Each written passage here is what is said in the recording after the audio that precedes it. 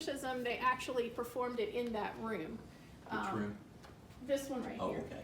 This one. Gotcha. So if you ever look on YouTube, I mean, they filmed, I think, the whole thing, and you can watch it on YouTube. It's kind of crazy to watch, but the room looks a little different because those windows weren't there. The room used to be a little bit bigger, but it's the same wood paneling and everything.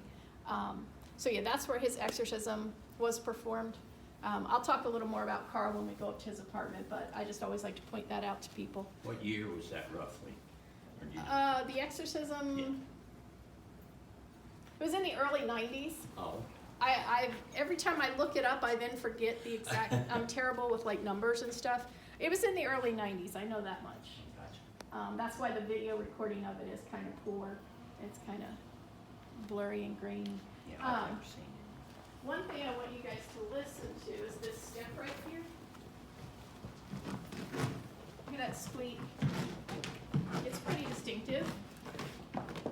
The same night that the light went on, we were in the basement. The main door to go in the basement is pretty much right below us. And as we were leaving, everybody was huddled there because somebody saw a spricket. You guys know what a spricket is? It's a spider cricket.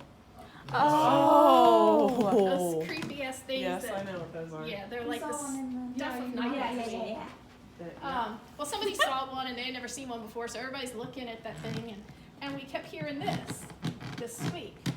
And it happened 3 times, and then it sounded like people were walking up here, and then we'd hear the squeak again. And my first thought was that somebody had come in the building, and I always had this paranoia that I didn't lock the front door.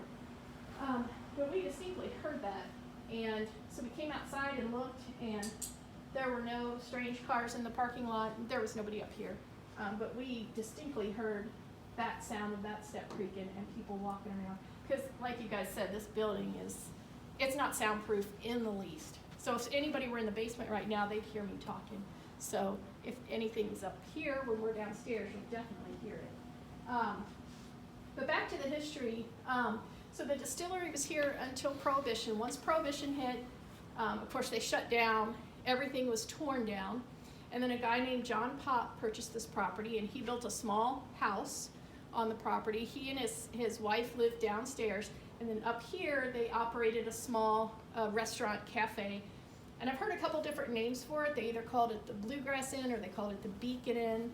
They called it something. It was a small restaurant here. And when we go downstairs, you'll see that building. The original exterior of that building is still down there, and then everything else was just built around it. So, so that building was here for about 5 years.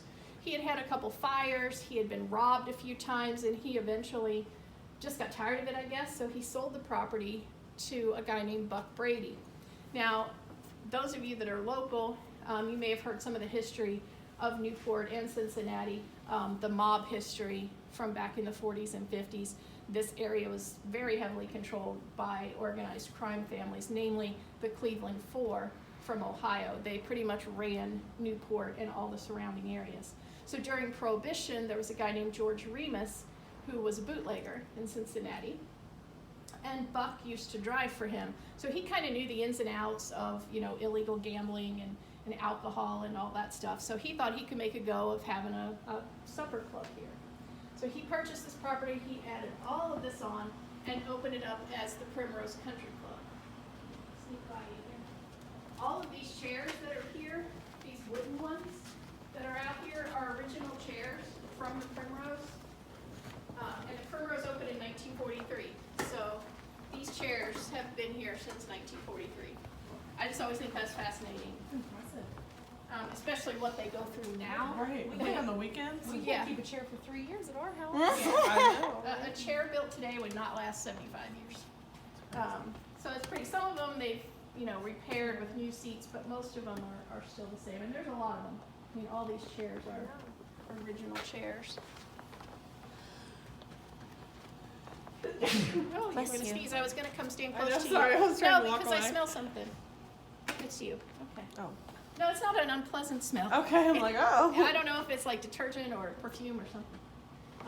But sometimes when you smell things, it can be, because a lot of people claim to smell roses, especially in the basement, which is a nice smell to have in that basement. Yeah, that's right. So let's keep going this way.